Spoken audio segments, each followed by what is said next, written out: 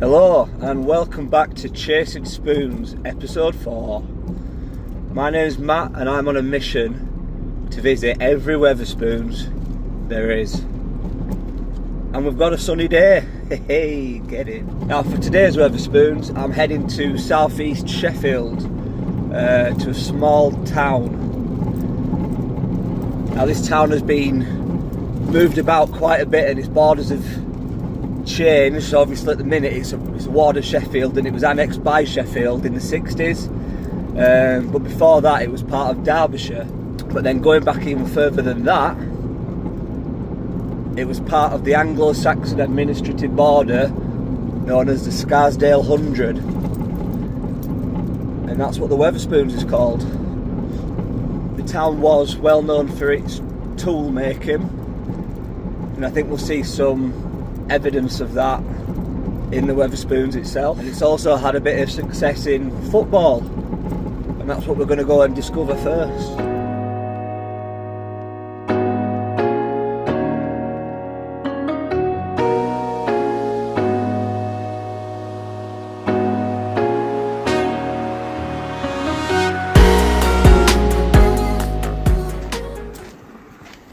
Right then, welcome to Bayton.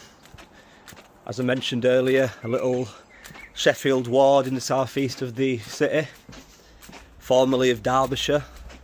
So as the city of Sheffield grew in the 60s, it basically just got swallowed up by Sheffield, much to the dismay of the locals, I think.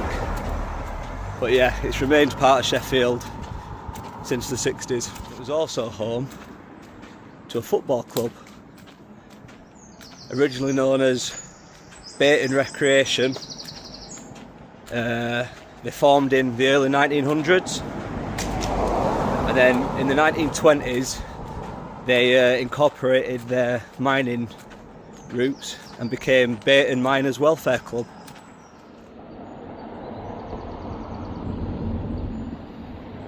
In the 1949-50 season, the club entered the newly made Yorkshire 2nd Division. And then over the next decade they spent time between Division 2 and Division 1. But without a doubt, the most successful spell came in the 1952-53 season, when they actually reached the first round of the FA Cup proper. Now for a small mining welfare team from a relatively small town, that is some achievement, to be fair. And the ground is just a pain now. It looks like it's all locked, but I can get a quick video of the outside of it.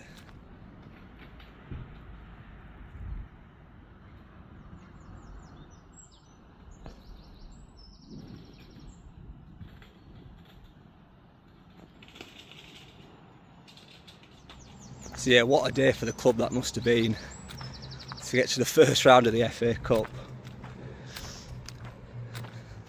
And they managed to get a home tie in the first round, and their opponents were Wrexham, now famous for their Hollywood roots. Unfortunately, the FA did deem their ground was not big enough to host the game, so it ended up getting played at Millmore, which is Rotherham's old ground.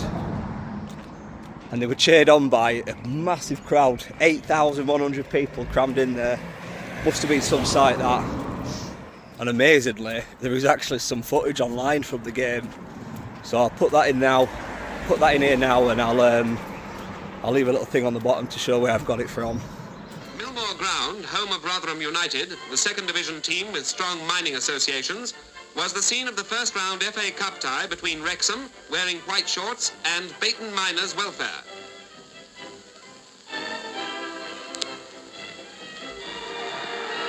An 8,000 crowd saw a fast and exciting game, with Bayton in the first half boldly invading their 3rd Division opponent's territory.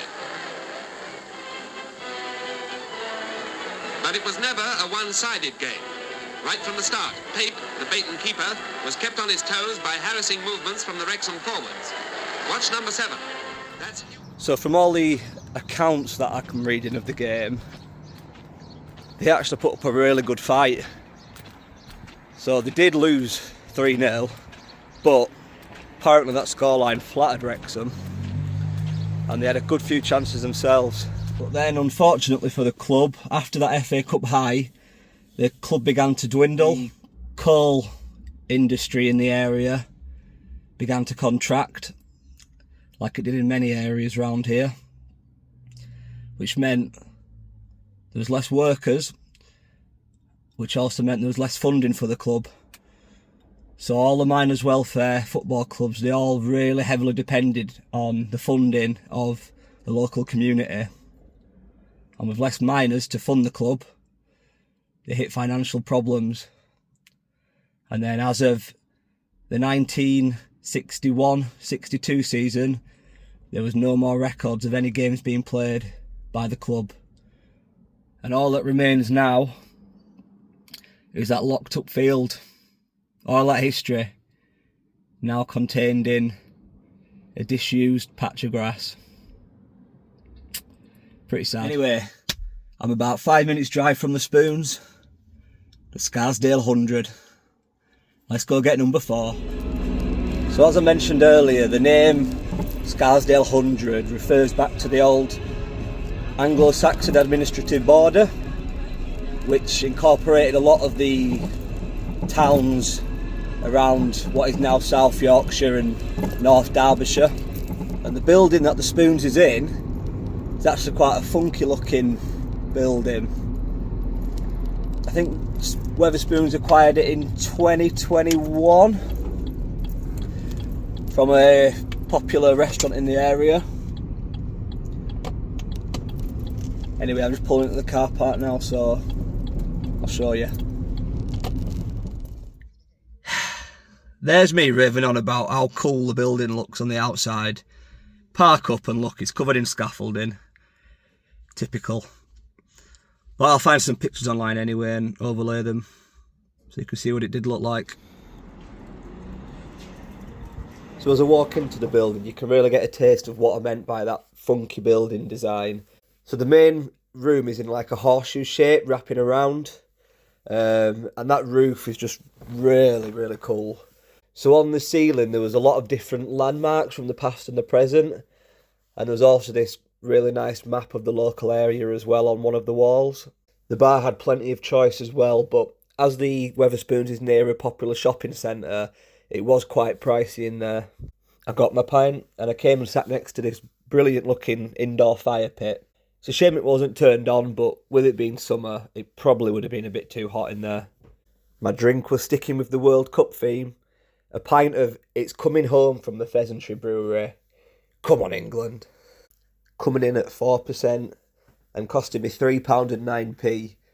It was a pretty standard golden ale, to be fair. No thrills.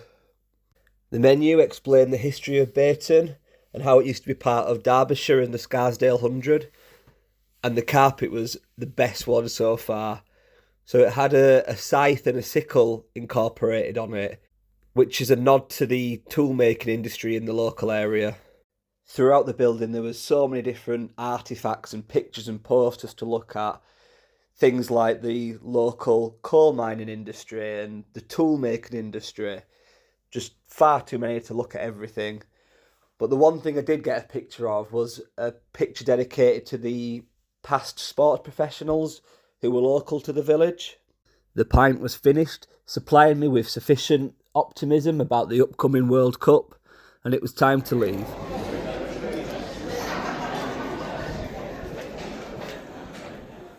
Number 4 done. The building inside there is so cool. It's just all like one big hall, just all wrapped around in a big oval. I just wish I'd gone a little bit earlier though, because it was pretty busy. It's midday Sunday, so everyone's getting their Spoons brekkies, but there's so many different pictures on the wall. Then there must have been over 100 pictures on the wall, but obviously there's people sat on all the tables, so I couldn't get to anything. Hopefully though, I'll find some pictures online to overlay while I'm doing my voiceover. Right, well anyway, it's time to get back home now. Sunday afternoon, watching the World Cup. Come on. Thanks for watching, and I'll see you at the next one.